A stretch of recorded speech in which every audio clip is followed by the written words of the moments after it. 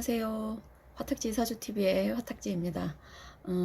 오늘은 어떤 분이 댓글에 제가 읽은 책 중에 기억에 남는 책 5권 있으면 알려달라 그러셔가지고 그거에 대해서 간략하게 말씀드리고, 혹시 기회 되시면 한 번쯤은 읽어보셨으면 괜찮은 책들이라, 사실 제가 받는 오해 중에 제가 책을 되게 많이 읽었을 거라고 생각하시는 이제 오해를 좀 받는데요. 사실 저는 책을 아주 많이 읽는 타입은 아니에요.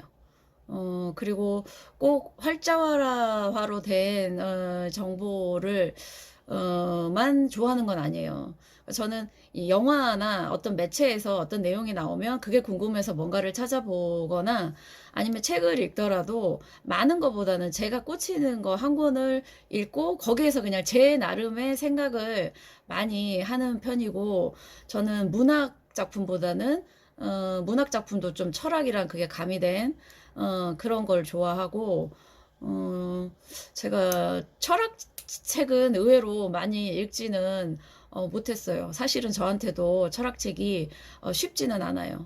그 한번 번역을 통해서 된 거고, 그래서 무슨 말을 하는지 그 문장 자체가 이해가 안 되는 경우들이 많아서 번역의 문제도 있고, 내용 자체도 사실은 철학이 쉽지 않은데, 그걸 옮기는 과정에서 언어 사이에서 이 괴리, 그러니까 진짜 그 사람이 한 내용을 그 번역하시는 분들이 제대로 몰랐을 수도 있지만, 그걸 또 옮기는 과정에서 언어가 갖는, 나라의 그 문화권의 언어가 갖는 차이가 있기 때문에 번역서적으로 철학책을 읽는다는 게 정말 쉽지가 않더라고요. 그래서 어떤 분들은 그래서 뭐 독어를 공부하시거나 하시죠. 왜냐면 이제 독일 그쪽에 철학자들이 많으신데, 그래서 독어를 공부하신다는데 저는 그것까지는 네, 학교 다닐 때 독어 독어 한번 듣다가 거의 망했거든요. 고등학교 때는 제2외국어를 불어를 했었는데, 저는 불어가 감성이 좀 저랑 맞아서, 근데 이제 철학을 하니 독어를 해봐야겠다 했다가 거의 F만 면했습니다, 사실. 네.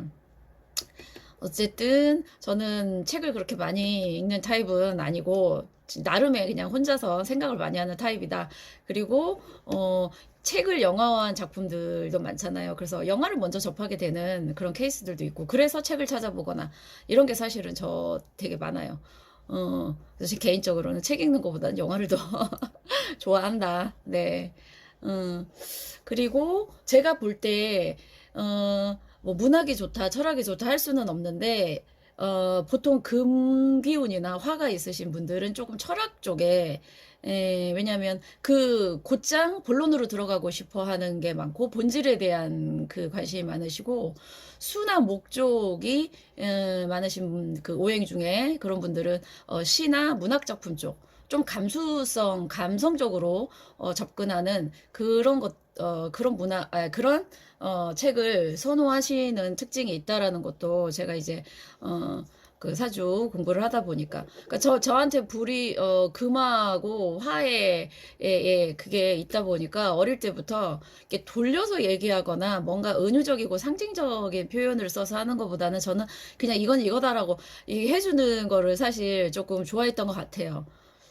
성격이 급해서일 수도 있겠죠. 빨리 알고 싶다라는 거. 근데 오히려 나이가 들면서 고전 문학 작품들을 좀 보는 편이에요.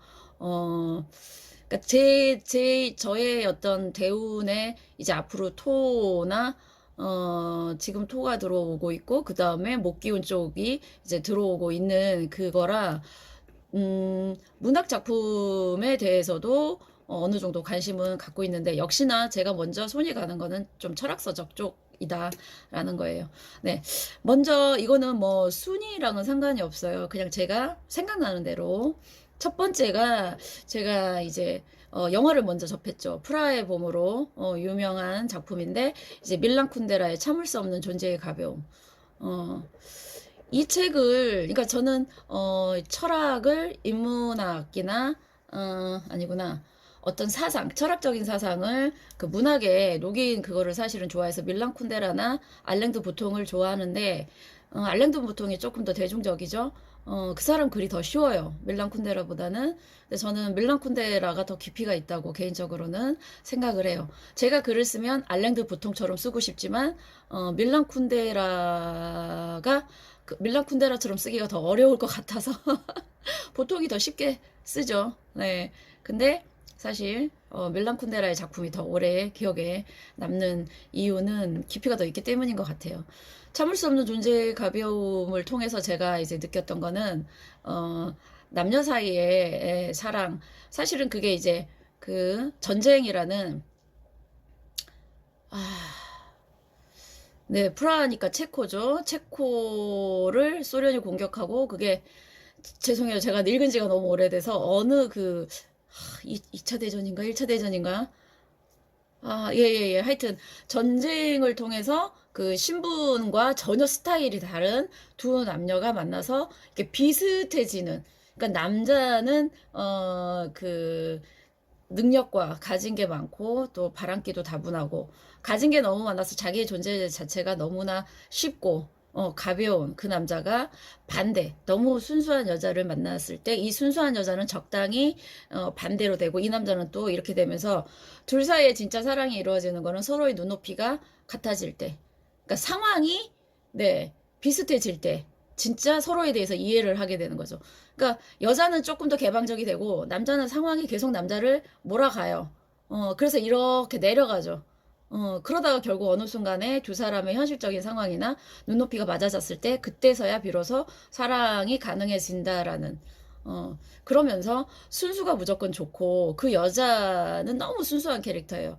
그러니까 얼핏 보면 남자는 너무나 자유분방하고 이래서 남자를 처음에는 욕하고 이해를 못하겠지만, 이 순수함이 가진 또 약간의 이기성, 그리고 사실 그 책을 읽다 보면 이 여자가 더 이기적이고 결국 이 여자의 승리처럼 약간 보여지는 그런 스토리 라인인데, 어쨌든 저는 이 영화가 참 좋았어요. 그 남자가 어떻게 변해가는지에 대해서, 그리고 서로에게 왜 끌렸는지, 서로가 가진 게 너무나 다른 그거기 때문에, 그것도 역시 명리에서 얘기하다 보면, 궁합을 보다 보면 나에게 없는 거를 가진 사람에 대해서 끌려하는 거는 결국 자기 자신의 부족한 거를 채우려는 이런 오행의 작용이다라는 것까지 이해가 되니까, 외국 사람이지만 사람들 사이의 기본적인 철학적인 그런 거는 다 통하지 않나라는 거.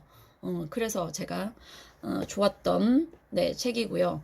두 번째가 이제 저도 이제 철학서적을 하나는 해야 되기에, 제가 철학서적을 많이 읽지는 않았어요. 너무 어렵고 처음 읽었던 걸 끝까지 갈 수 있는 것도 드물고, 또 재밌다 보면 그게 너무 그 사람의 고집스러움이고, 사실 쇼펜하우어 책을 좀 재밌게 읽었어요. 그 사람은 너무 이제 비관적이고 비판적이라 재밌거든요. 근데 그 사람의 그게 그렇게 맞지 않는다라는 거를 알고 나니까 제가 꼽지는 그렇고, 예, 그래서 이제 락강의 욕망이론, 이거를 학교 다닐 때 읽은 게 아니고 졸업하고 한참 이제 인생 공부하면서 읽게 됐는데, 욕망이라는 단어가 갖고 있는, 사람들이 생각할 때 결국에는 돈이든 명예든 사랑이든 그게 다 자기의 욕망을 채우려는 그 생명체의 그거거든요. 어, 그러니 내가 뭔가 지금 허전하고 우울한 건 결국 내 욕망이 채워지지 않았기 때문인데, 그 욕망의 핵심이 뭔가, 왜 사람은 그렇게 욕망을 하나라는 거, 덜 욕망하면 덜 괴로울까? 뭐 이런 궁금증 때문에 이 책을 보게 된 거죠. 뭐 결국에는 그렇죠. 끊임없이 욕망하고 죽을 때까지 욕망한 그걸로 태어난 생명체라는 거죠, 사람은. 그러니 뭐 죽어야지만 욕망이 끝난다라는 건데, 결국에는 그 욕망을 다스리는 문제가 중요하다. 욕망 자체는 어쩔 수 없는 인간이 가진 본성이기 때문에, 그래서 이제 명리에서도 재성을 어떻게 컨트롤하는지가 그 사람의 인생의 관건이다라는 거. 그러니 모든 게 사실은 통한다라는 걸 또 한 번 입증해 준 거고요. 그래서 제가 명리 공부할 때 다른 인문학과 철학을 공부했던 게 많이 도움이 됐습니다.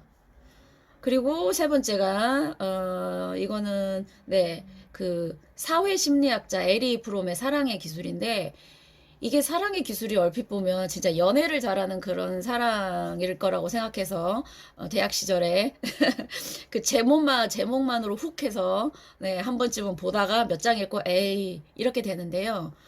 어, 결국에는 남녀 간의 사랑, 부모의 사랑에서 시작해서 모든 사랑의 유형에 대해서 설명해 놓고 궁극적으로는 그 사랑이 인간에 대한 인류애적인 사랑으로 발전하는 그 단계에 대해서 어, 상당히 잘 쓴 책이라고 저 개인적으로는 생각하고 이것도 젊었을 때 읽었을 때보다는 나이가 들어서 세상에 대해서 어느 정도 이해를 하고 그 다음에 내가 어떤 사람에 대해서 우리 가족에 대해서 또는 내 아이에 대해서 한 사람을 사랑할 때 해야 되는 태도에 대한 거예요. 어, 그러니까 사랑하면 가장 그 에로스적인 사랑을 기반으로 해서 내가 그냥 훅 빠지는 그런 사랑만 생각하지만 그 사랑도 결국 이 기술이 없으면 사랑의 기술이 없으면 오래 유지하기가 힘들고 그 다음에 모든 인간 사이에 나누는 관계는 사랑의 관계인데 그 사랑을 잘 하는 게 결국에는 인류의 적으로 잘 승화시켜야 조금 더 좋은 사회, 바람직한 사회가 어차피 이 사람이 사회 심리학자이기 때문에 이거를 녹인 책인데요. 저 개인적으로는 되게 좋았던 책입니다. 그리고 이제 제가 또 오쇼의 팬이라고 이제 아시는 분들은 아실 텐데 오쇼 얘기를 몇 번 많이 언급했어요. 근데 오쇼 책을 다 읽은 거는 아니고요. 제가 이제 그 오쇼에 대한 걸 몇 마디씩만 이렇게 듣다가 제가 이제 오쇼의 오쇼전 타로를 공부하면서 그 사람 책을 하나 읽기 시작하고 그리고 제가 이제 명리를 공부하는 중간에 되게 혼란스러웠던 적. 그러니까 합리와 논리만으로 이 세상이나 인간관계가 되지 않는다는 거를 이제 부딪히고 너무 혼란스러울 때 누군가가 권해준 책이었어요. 그게 이제 탄트라라는 인도의 어떤 그 내려오는 그런 사상인 것 같은데 오쇼가 이제 정리를 했는데 제가 갖고 있던 기존의 사고의 틀을 많이 깨준 책이에요. 이 책으로 그때의 제 정신적인 혼란을 버틸 수가 있었어요. 내가 지금 겪고 있는 게 너무나 비상식적이고 이상한 어떤 그런 게 아니구나. 생각을 조금 달리하면 결국 내가 지금 겪고 있는 그런 상황도 내 생각을 조금 더 발전적으로 할 수 있는 어떤 기회가 되는 걸로 삼을 수 있구나라고 제 인식을 바꿔준 책입니다. 이 책이 아니었으면 그때 당시에 그 정신적인 혼란을 어떻게 극복했을지 사실 지금도 조금 아찔하긴 한데 그래서 여러분들도 지금 겪는 상황이 힘들다고 친구한테 얘기해봤자 그 친구나 동료는 그 본인들의 이 갖고 있는 지식적인 측면 이외에는 조언을 해줄 수가 없어요. 근데 내가 지금 겪고 있는 거는 그 사람이 겪고 있는 것 이상의 경험이면 그거는 다른 사람의 지혜를 빌려야 돼요. 그게 가장 좋은 게 책이에요. 그래서 탄트라는 그렇게 내용이 어려운 건 아니에요. 다른 철학 서적처럼 어려운 건 아닌데 그거를 받아들일 본인의 어떤 정신적인 어떤 그 넓이나 어떤 그 자세 그럴 수도 있다라는 어떤 수용적인 자세, 그게 중요하다라는 걸 말씀드려요. 그러니까 제가 늘 뭐 명리가 다가 아니고, 그 다음에 지금 내가 처한 상황은 현상에서 일어날 수 있는 상황이기 때문에 그건 바꿀 수가 없지만, 내가 그 상황을 내 마음 안에서 어떻게 해석하고 받아들이고 그 다음에 그 다음 행동을 어떻게 발전적으로 할 것이냐는 순전히 나한테 달려 있는 거기 때문에 그래서 책이라는 게 중요한 게 오랜 시절 내려오면서 어떤 그 사람들의 지혜를 담아 놓은 책들은요 정말 100명의 주변 사람들의 조언보다 훨씬 더 가치 있는 네 수단이에요. 그러니 책을 많이 읽는 게 중요한 건 아닌 것 같아요. 아무 책이나 들이대고 뭐 읽는 것보다는요, 다독보다는 저는 사실 하나의 책을 조금 정독하는 거, 그리고 그 좋았던 책을, 뭐 1년 지나서, 10년 지나서, 나이가 들면서 계속해서, 그거를 보면서 곱씹을 수 있는 거, 그게 더 중요하다고 생각해요. 손에 잡히는 대로 아무거나 읽어서 도움이 되는 거는 지금처럼 정보가 많은 시대에는 별로인 것 같아요. 옛날 저희 아버지 시대에는 원체 정보가 없었기 때문에 활자화로 된 모든 게 도움이 된다고 저희 아버지는 늘 그러셨었어요. 예. 책을 많이 읽어야 된다고. 근데 지금은 시대가 조금 변해서 정보는 너무 많지만 제대로 나에게 맞는 책이나 정보를 선별할 수 있는 능력도 필요하다라는 거죠. 그런 측면에서 저는 이 탄트라라는 책이 잊을 수 없는 저에게는 또 책이고요. 그 다음에 이제 마지막으로는 이거는 이제 고전의 뭐 소설이라고 해야 될까요? 근데 소설치고는 너무 네, 예, 올더스 헉슬리의 멋진 신세계라는 책인데요. 뭐 조지 오웰의 동물농장이나 1894인가 1984인가 제가 예 어쨌든 그런 것처럼 미래에 대한 어떤 예언서와 같은 어떤 소설이에요. 멋진 신세계. 그 아 영화 그 키아누 리브스 나오고 한때 되게 그거 했었던 영화 있잖아요. 제목이 아 시리즈로 저 미치겠네. 키아누 리브스 나온 영화 다 아시잖아요. 네. 미래를 구원할 어떤, 나 이거 미치겠네. 다들 아시죠? 그 사람들은 만들어지고, 그 일종의 조정이 되고 있는 상태고, 실제 세상을 아는 거는 되게 힘들지만, 그 사람들은 그런 거에 익숙해지는 게 싫어서, 뭐 구원자를 찾다가, 미치겠네. 나이가 드니까 제목이 잘 생각 안 나요. 뭐죠? 네, 이렇습니다. 키아누 리브스의, 그 아시잖아요. 그 바바리키의 키아누 리브스 하면 대표적인 거. 네. 어쨌든 그거의 모티브가 된, 네, 그거예요. 사람들에게 어쩌면 힘든 사람들은 그런 세상을 그리워할 수 있어요. 차라리 그런 세상이 되자. 내가 정신적으로 생각할 수 있는 건 아무것도 없고 그냥 계급도 나눠져 있고 그래서 나는 그 계급에 만족하고 그리고 한 번씩 어떤 행복 가스인가 그걸 뿌리면 사람들은 그래 내가 여기가 좋아라는 어떤 세뇌. 예. 그래서 그 주인공이 하는 대사가 저는 되게 가슴에 와닿았어요. 뭐 저에게 신을 정확한 기억 안 나는데 어쨌든 그 주인공이 원하는 거는 인간이 성장해낸 과정에서 혼란과 고통과 이런 게 불편할 수는 있지만 결국 그 거친 야생적인 그런 게 너무 자기는 그립다. 성과 악도 본인이 겪으면서 그거를 할 수 있는 능력이 그립지 기계화된 어떤 그거에서 그래 나는 여기서 행복해라고 아무 자기의 그 뭐라죠? 오늘 되게 많이 버벅대네요. 네, 본인의 의지, 자유의지를 말살하는 그거를 본인은 그거하다고 생각하지 않는다. 저는 근데 이 책을 읽으면서 저라면 과연 이 조직화돼서 인간이 그냥 그 안에서 기계처럼 난 행복해라고 사는 게 더 나은지 아니면은 그 힘든 걸 그거 하면서 자기 본인이 그거 하면서 나은지에 대해서 생각을 하게 돼. 저도 힘들 때는 이런 생각 안 하고 그냥 꼭 마치 동물들이 본인의 어떤 그거대로 살다가 그런 것처럼 인간이라는 게 갖고 있는 이 생각이 얼마나 본인을 힘들게 하는지 과연 이게 인간에게 내려진 선물일까 아니면 형벌일까 이 생각을 하는 거죠. 하지만 저 같은 성격은 후자를 더 그래도 내가 다 겪어보고 뭔가 하는 과정에서 내가 살아있다라는 그런 걸 느낄 수 있지 않을까 싶어요.